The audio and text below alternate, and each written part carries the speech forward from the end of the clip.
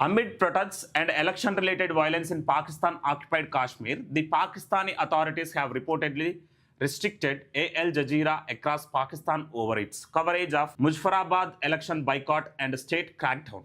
All Jazeera అనేది Qatar based media outlet. ఆ media outlet ఇప్పుడే కాదు, ఇంతకుముందు కూడా గతంలో కూడా ఆపరేషన్ సింధూర్ జరిగేటప్పుడైనా జూన్ 5 నుంచి ఇక్కడ కవరేజ్ చేస్తుంది. అయితే ఇక్కడ ఏం జరుగుతుంది అనే విషయాలను కప్పిపుచ్చే ప్రయత్నంలా ఈరోజు షహబాజ్ షరీఫ్ అయినా మున్నీర్ అయినా విశ్వ ప్రయత్నాలు చేస్తుంది. పీఓకే ఎలక్షన్స్ ఎట్టి పరిస్థితుల్లో జరగాలి, ఇస్లామాబాద్ నుంచి పీఓకేని రూల్ చేయాలనే పట్టుదలతోటి వీళ్ళిద్దరూ ఉండి అక్కడ ప్రజలను హింసిస్తారు.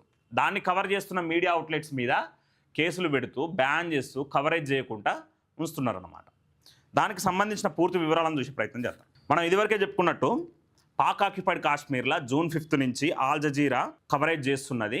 అక్కడ ఏ నిరసనలు జరుగుతున్నాయి, ఎంతమంది గాయపడ్డారు, ఎంతమంది మృతి చెందారు అనేది క్లియర్ డీటెయిల్స్ని ఈ ఖతార్ బేస్డ్ మీడియా అవుట్లెట్స్ అనేది ప్రపంచానికి చూపిస్తుంది. పాక్ ఆక్యుపైడ్ కాశ్మీర్కి సంబంధించిన ఇష్యూని బయటికి రానియకుండా అంతర్జాతీయ మీడియాలో ప్రచారం కాకుండా ఉండడానికి సమాచార ప్రసార మంత్రిత్వ శాఖ ఏం చేస్తుందంటే ఆల్ జజీరాని ఎల్లో మీడియా అన్నది. అంటే పక్షపాతికంగా వ్యవహరిస్తుంది, కొంత బయాస్డ్గా ఉంటుంది, కాబట్టి వీళ్ళని కవరేజ్ చేయనియట్లేదు మేము, ఇది మా దేశ సమగ్రతకి ఇబ్బంది కలిగించే విషయంగా ఉంది అనేది అక్కడ ఇన్ఫర్మేషన్ అండ్ బ్రాడ్కాస్టింగ్ మినిస్ట్రీ అనేది తెలియజేసింది. జూలై 27వ తారీఖు నాడు మొదటి ఫేజ్ ఎలక్షన్ అయిపోయిందండి. పాక్ ఆక్యుపైడ్ కాశ్మీర్లో మొత్తం 57 అసెంబ్లీ సెగ్మెంట్లు ఉన్నాయి, 45 అసెంబ్లీ సెగ్మెంట్లకు ఎన్నికలు జరుగుతున్నాయి. ఒక 8 సెగ్మెంట్లకు మాత్రం వాళ్ళే నామినేట్ చేస్తారు. ఎడ్యుకేషనల్ ఎక్స్పర్ట్స్, అకాడమిక్స్లో మంచిగా రాణించిన వాళ్ళు, లిటరసీ అండ్ సినిమాటోగ్రఫీ, వివిధ రంగాలు, స్పోర్ట్స్, ఇట్లా ఉన్నోళ్ళల్లో ఒక 8 మందిని నామినేట్ చేస్తారు. అయితే అసలు సమస్య ఎక్కడొచ్చిందంటే ఈ 45 అసెంబ్లీ సెగ్మెంట్స్లో ఒక 12 అసెంబ్లీ సెగ్మెంట్స్ని శరణార్థుల కోసం కేటాయించారు. అది పెద్ద సమస్యకి దారితీసింది. అప్పటి నుంచి స్ట్రీట్ ప్రొటెస్ట్లు అనేది జరగడం స్టార్ట్ చేసినాయి. పీఓకే ప్రజల యొక్క ఆరోపణ ఏందనంటే, వాళ్ళ అభిప్రాయం ఏందనంటే, ఈ 12 అసెంబ్లీ సెగ్మెంట్లని శరణార్థులకు కేటాయించడం ద్వారా ఇస్లామాబాద్ యొక్క కంట్రోల్ పూర్తిగా ఉంటుంది. పాక్ ఆక్యుపైడ్ కాశ్మీర్ వాళ్ళు చెప్పుకున్నట్టు ఆజాదీ కాశ్మీర్లో అసలు స్వేచ్ఛే ఉండదు, ఆజాదే ఉండదు అనేది అక్కడ పీఓకే ప్రజల యొక్క అభిప్రాయం. అయితే దీన్ని మన భారతదేశం మీడియా అయినా భారతదేశ ప్రభుత్వం అయినా ఖండించింది.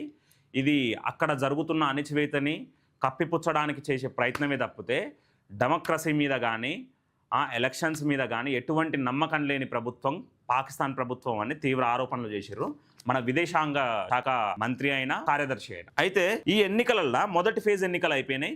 లాస్ట్ మండే రిజల్ట్ కూడా వచ్చింది. ఎన్నికలు జరిగిన తెల్లారి రిజల్ట్ వచ్చింది. ఆ రిజల్ట్లో పాకిస్తాన్ ముస్లిం లీగ్ నవాబ్ 9 అసెంబ్లీ సెగ్మెంట్లలో గెలిస్తే పాకిస్తాన్ పీపుల్స్ పార్టీ 4 అసెంబ్లీ స్థానాలలో గెలిచి. అయితే ప్రతిపక్ష స్థానంలో ఉన్న ఈ పాకిస్తాన్ పీపుల్స్ పార్టీ ఏదైతే ఉందో ఇమ్రాన్ ఖాన్ పార్టీ తోటి కలిపి ప్రతిపక్షంలో ఉన్నారు అన్నమాట. సో ఈ 4 స్థానాలు గెలిచినాం. వాస్తవానికి ఏంటంటే పీఓకేలో మాకు పూర్తి పట్టు ఉంది, ఎక్కువ స్థానాలు మేమే గెలవాలి, అధికారాన్ని కూడా మేమే స్థాపించాలి. కానీ ఎన్నికల సంఘం అనేది పాకిస్తాన్ ముస్లిం లీగ్ నవాబ్ పార్టీకి ఈ సీట్లని కట్టబెడుతుంది, అదేదో గిఫ్ట్ ఇచ్చినట్టు ఇస్తుంది అనేది వాళ్ళు ఆరోపించారు. అయితే ఇమ్రాన్ ఖాన్ పీటీఐ మాత్రం ఈ ఎన్నికలను బహిష్కరించింది.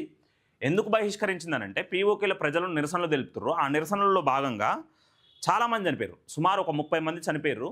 పీఓకే లీడర్స్ అయిన వ్యక్తులు కూడా, జాయింట్ అవామీ యాక్షన్ కమిటీ అధ్యక్షుని సోదరుడు కూడా ఈ ప్రొటెస్ట్లలో చనిపోయిండు. కాబట్టి వాటికి నిరసనగా ఈ ఎన్నికలను బహిష్కరించారు. అయితే ముజఫరాబాద్ డివిజన్లో ఈ 12 అసెంబ్లీ సెగ్మెంట్లు ఏవైతే ఉన్నాయో వాటిని శరణార్థులకు కేటాయించడమే ప్రజలు, ఇమ్రాన్ ఖాన్ అలాగే ప్రతిపక్షాల యొక్క మొదటి కారణం, ఈ ఎన్నికలను బైకాట్ చేయడానికి మొదటి కారణంగా మనం ఇక్కడ చూస్తున్నాం.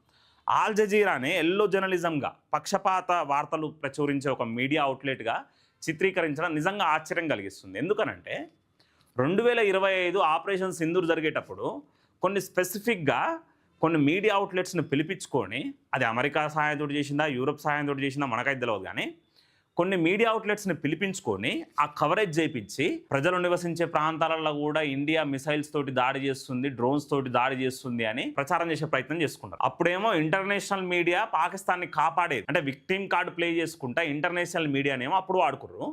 ఇప్పుడు పాకిస్తాన్ మిలిటరీ అయినా పాకిస్తాన్ ప్రభుత్వం అయినా పీఓకే ప్రజలని అణిచివేస్తుంటే, నిరసనకారులని వందల సంఖ్యలలో చంపుతూ ఉంటే అప్పుడు ఆ మీడియా కవరేజ్ చేస్తే ఎల్లో మీడియా అయింది, పక్షపాతంగా వ్యవహరించే మీడియా అవుతుంది, బయాస్డ్గా వ్యవహరించే మీడియా అవుతుంది. దాని వెనకాల ఏదో విదేశీ శక్తులు ఉన్నాయని ప్రచారం చేస్తుంటారు. ఇట్లాంటి ప్రయత్నాలు చేస్తున్నది ఈరోజు పాకిస్తాన్ ప్రభుత్వం. అయితే పోలీసుల అణచివేతకు సంబంధించిన క్లియర్ డేటా ఆల్ జజీరా కాడ ఉంది, అది ప్రచురిస్తున్నది కూడా. ఏదైతే మొదటి ఫేజ్లో ఈ ఎన్నికలకు జరగడం కంటే ముందు ఒక 30 మంది మరణించారని, 80 మంది గాయపడ్డారని, జాయింట్ అవామీ యాక్షన్కి సంబంధించిన అధ్యక్షుని సోదరుడు కూడా అందులో మృతి చెందిండని, అప్పటి నుంచి ఈ ప్రొటెస్టులు తీవ్ర స్థాయికి ఎగిసిపడ్డాయని, కాబట్టి దీన్ని కంట్రోల్ చేసే పరిస్థితి ఈరోజు పాకిస్తాన్ లేదని, పాకిస్తాన్ ప్రభుత్వం యొక్క వైఫల్యాలని, వాళ్ళ అణచివేతని, క్రూరత్వాన్ని ప్రచురించే ప్రయత్నం చేస్తున్నందుకు ఈరోజు ఎల్లో మీడియా అని చెప్తున్నది అనమాట. దాన్ని ట్విట్టర్ వేదికగా చెప్పారు. ఒక సోయబ్ ఖాన్ అనే వ్యక్తి ఏం రాసినా ఒకసారి చూద్దాం. Just confirm from Islamabad, the AJ English website aljazeera.com has been restricted in Pakistan following its coverage of recent events in Pakistan administered Kashmir. Silencing independent media will not hide the truth.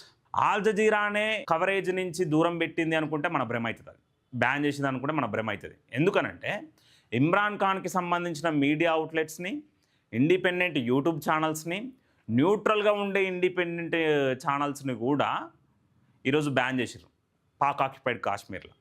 ఎందుకు ban చేసిర్రు?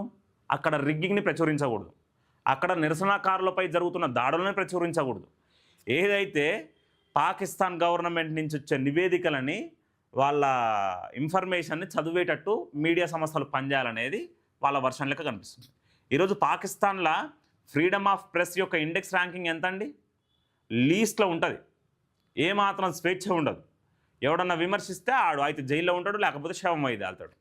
అట్లాంటి పరిస్థితి ఈరోజు పాకిస్తాన్లో ఉంది. అయితే national cyber crime investigation agency నివేదిక ప్రకారం ఇస్లామాబాద్ జ్యుడిషియల్ మెజిస్ట్రేట్ కోర్టు ఆదేశాల మేరకే ప్రభుత్వం ఈ నిర్ణయం తీసుకుంది. ఆల్ జజీరా అయినా ఇండిపెండెంట్ ఛానల్స్ అయినా బ్యాన్ చేసిందని బ్రాడ్కాస్టింగ్ అండ్ ఇన్ఫర్మేషన్ సంబంధించిన మంత్రిత్వ శాఖ ఈరోజు చెప్పే ప్రయత్నం చేస్తున్నది.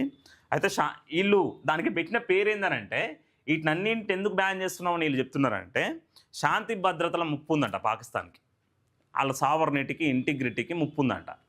వాళ్ళే కాల్చుకొని చంపుకుంటారు, వాళ్ళకి శాంతి భద్రతలతో సంబంధం ఏముంది? తీవ్రవాదులను పెంచి పోషిస్తుంటారు. ఏ సమాజంలోనైనా కొంతమంది న్యూట్రల్గా ఉండే వ్యక్తులు ఉంటారు, వాళ్ళని ఈ ఇండిపెండెంట్ జర్నలిస్టులు అయితే ఉంటారో వాళ్ళని నిర్బంధిస్తేందుకు యాంటీ టెర్రరిజం యాక్ట్ 2014 యాక్ట్ను కూడా ఇంపోజ్ చేసి జాయింట్ అవామీ యాక్షన్ కమిటీని నిషేధించింది. అలాగే జర్నలిస్టులని నిర్బంధిస్తుంది. వీటన్నిటి కారణంగానే ఈరోజు ప్రొటెస్టులు జరుగుతున్నాయి అనేది మనకు స్పష్టంగా అర్థమవుతుంది. On June 7th, the POK Supreme Court ruled that the 12 seats are constitutionally protected.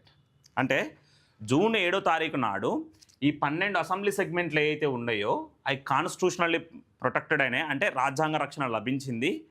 అవి ఎట్టి పరిస్థితులలో శరణార్థుల కోసమే కేటాయించబడుతుందని స్వయంగా సుప్రీంకోర్టే చెప్పింది. ఆ రోజు నుంచి Jammu Kashmir Awami action committee demand ఒకటే, ఆ 12 సీట్లని ఇస్లామాబాద్ కంట్రోల్లో ఉంటాయి, వాళ్ళ డామినెన్స్ పెరుగుతుంది, పాక్ ఆక్యుపైడ్ కాశ్మీర్లో స్వేచ్ఛ ఉండదు, సో దాన్ని ఎట్టి పరిస్థితుల్లో రద్దు చేయాలనేది జమ్మూ కాశ్మీర్ అవామీ యాక్షన్ కమిటీ యొక్క ప్రధాన డిమాండ్గా మనకు కనిపిస్తుంది. On 8th June, violent clashes erupted in Rawalkot in Poonch district between local protesters and occupying Pakistani forces, resulting in the killing of several locals. June 8వ తారీఖు నాడు ఒక 30 మంది నిరసనకారులని పొట్టన పెట్టుకున్నారు Pakistan military. On 9th June, the Jammu and Kashmir Awami Action Committee called a region wide strike. So ఆ స్ట్రైక్ని ప్రకటించింది. స్ట్రైక్ని ప్రకటించడం కారణంగా అక్కడ మార్కెట్స్, ట్రాన్స్పోర్టేషన్ అండ్ ఇన్స్టిట్యూషన్స్ అన్నీ క్లోజ్ అయినాయి. అంటే మీరు మాకు వ్యతిరేకంగా పనిచేస్తారా అని ఇస్లామాబాద్ ఏం డిసైడ్ అయింది?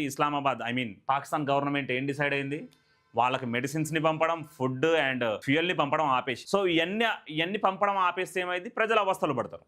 ప్రజల అవస్థలు పడ్డప్పుడు ప్రొటెస్టులు చేయరు, సైలెంట్గా ఉంటారు అనేది వాళ్ళ అభిప్రాయం. కానీ ఈరోజు నిరసనకారులు అస్సలు వెనక్కి తగ్గకపోవడం ఈరోజు ఒక తలకాయ నొప్పిగా మారింది. సో వీటిని అన్నింటినీ ప్రచురించడం కారణంగా ఇదంతా బయటికి తెలుస్తుంది. కాబట్టి పాకిస్తాన్ ఏ నిర్ణయం తీసుకుంది? మీడియా అవుట్లెట్స్ని బ్యాన్ చేయాలి. అట్లాంటి నీచమైన నిర్ణయాలు తీసుకొని పాక్ ఆక్యుపైడ్ కాశ్మీర్లో స్వేచ్ఛ లేకుండా, ఆ ప్రజలను స్వేచ్ఛాయుతంగా బతకనీయకుండా చేస్తుంది ఈరోజు పాకిస్తాన్ ప్రభుత్వం. అడ్డగోలుగా ఉగ్రవాదులను పెంచి పోషించి ఉగ్రవాదులను ఉసుగొలిపి భారతదేశం మీదనో చుట్టుపక్కల ఉన్న ప్రాంతాల మీదనో దాడులు చేపించి ప్రజలను పొట్టన పెట్టుకుంటారు. మళ్ళీ మనం ఏమన్నా స్ట్రైకులు చేస్తే విక్టిమ్ కార్డు ప్లే చేసి అంతర్జాతీయ మీడియాని పిలిపించుకొని ఆ సైట్స్ని అన్నిటిని అబ్జర్వ్ చేసి డాక్యుమెంటరీస్ తీయమని పర్మిషన్లు ఇస్తారు. ఇప్పుడేమో స్వయంగా స్టేట్ వైలెన్స్ చేస్తుంటే, రాజ్యమే వైలెన్స్కి దారి తీస్తుంటే ప్రభుత్వం వైలెన్స్ ఎంకరేజ్ చేస్తుంటే ఇప్పుడు మాత్రం మీడియా అవుట్లెట్స్ ని ఎల్లో మీడియాగా అభివర్ణిస్తుంది. మరి ఇది ఎంతవరకు సమర్థించదగ్గ విషయం ప్రేక్షకులు వివరిస్తే బాగుంటుంది.